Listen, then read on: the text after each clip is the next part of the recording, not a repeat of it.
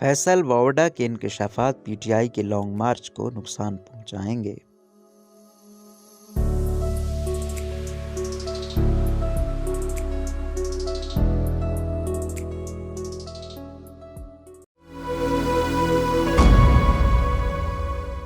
Doctor ابرار ماجد کے مطابق پاکستان تحریک انصاف کی لانگ مارچ سے محض ایک روز قبل فیصل واوڈا کی جانب سے دھواں پریس کانفرنس کیے جانے کو نظر انداز نہیں کیا جا سکتا۔ اس کی وجہ ان کی جماعت کے ساتھ اختلاف بھی ہو سکتا ہے، یا پھر ان کے اندر ارشد شریف کے ساتھ زیادتی ہونے اور اس پر سیاست کرنے پر اعتراض بھی ہو سکتا ہے، یا پھر جیسے تحریک انصاف کہہ رہی ہے اسے حقیقی آزادی مارچ کو متاثر کرنے کی کوشش بھی سمجھا جا سکتا ہے۔ اس بات میں وزن ہے کہ فیصل واوڈا کا ارشد شریف سے ایک ذاتی تعلق تھا اور اس کانفرنس کے پیچھے ہمدردی اور وفا کا جذبہ بھی ہو سکتا ہے، کیونکہ وہ بہت سارے حقائق سے واقف تھے کہ ارشد شریف نے کس طرح خاص بیانیے پر کام کیا، اور ارشد شریف کے کئی اور ساتھیوں کا خیال ہے کہ ان کے ساتھ مشکل وقت میں فائدہ اٹھانے والوں کا رویہ مناسب نہیں رہا۔ ارشد شریف اپنے موقف پر ڈٹے اس لیے رہے کہ انہیں خود کے استعمال کیے جانے پر غصہ تھا۔ اس وقت تو انہوں نے اپنے موقف سے پیچھے ہٹنے کو مناسب نہیں سمجھا، لیکن اب ان کی واپسی کی خبروں کی تصدیق ہو رہی ہے کہ ان کے بول ٹی وی کے ساتھ معاملات طے ہو چکے تھے، جس سے ان کو استعمال کر کے فائدہ حاصل کرنے والوں کو بھی خطرہ محسوس ہو رہا ہوگا کہ کہیں ان کی داستانیں بھی منظر عام پر نہ آ جائیں۔ دونوں اطراف سے تابڑتوڑ حملے جاری ہیں، اور اگر ان خدشات، الزامات اور حقائق کو مد نظر رکھتے ہوئے جائزہ لیں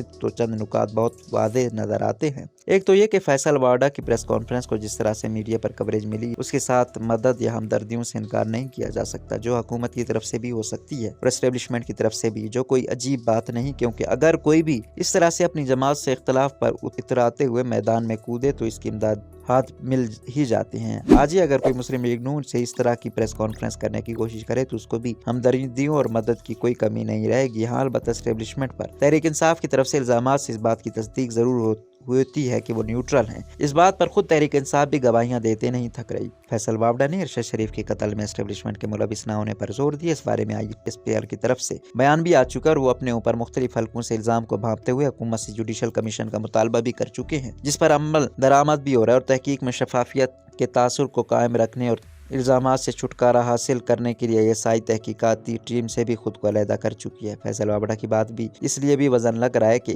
اس نے جس یقین کے ساتھ ارشد شریف کے قتل کے بارے میں اپنے رابطوں اور ثبوتوں کا ذکر کیا ہے، اس سے لگتا ہے کہ انکشافات کا یہ آغاز ہے اور اس کے پاس کچھ ایسے ثبوت بھی ہیں جن کی بنیاد پر وہ اتنی جرات کے ساتھ دعویٰ کر رہا ہے۔ اب اس بات سے بھی انکار نہیں کیا جا سکتا کہ ارشد شریف کے قتل کی تحقیقاتی کمیٹی کے سامنے نہ صرف فیصل واوڈا کو بلکہ عمران خان کو بھی پیش ہونا پڑے گا، کیونکہ دونوں ارشد شریف کے ساتھ اپنے رابطوں اور قتل کے بارے میں شواہد کا اعتراف کر چکی ہیں۔ جہاں تک اس پریس کانفرنس کے تحریک انصاف کے لانگ مارچ پر اثرات کا تعلق ہے تو اس سے تحریک انصاف کے کارکن کو تو فیصل واوڈا کو اتنا سنجیدہ نہیں لیں گے، کیونکہ جاوید ہاشمی جیسے بڑے لیڈر کے علیحدہ ہونے پر بھی کارکنوں کے خیالات میں عمران خان کے بارے میں منفی سوچ پیدا ہونے کے بجائے جاوید ہاشمی کے متعلق ہی پیدا ہوئی تھی۔ اس کے بعد بھی کئی قائدین جماعت سے علیحدہ ہوئے، مگر عمران کی مقبولیت یا ہمدردیوں میں کوئی فرق نہیں پڑا۔ البتہ فوری طور پر لانگ مارچ میں شمولیت کرنے والے شرکاء جن کو تفریحی مارچ کی خوشخبریاں سنا کر آمادہ کیا جا رہا تھا، تو وہ خونی مارچ کی پیشگوئی سے سوچ میں پڑ گئے ہوں گے کہ ان کو شرکت کرنی چاہیے یا نہیں، خاص طور پر ان لوگوں کو جو فیملیز کے ساتھ مارچ میں شریک ہونے کا ارادہ رکھتے تھے۔ خونی مارچ کے بعد عورتیں اور بچے اس سے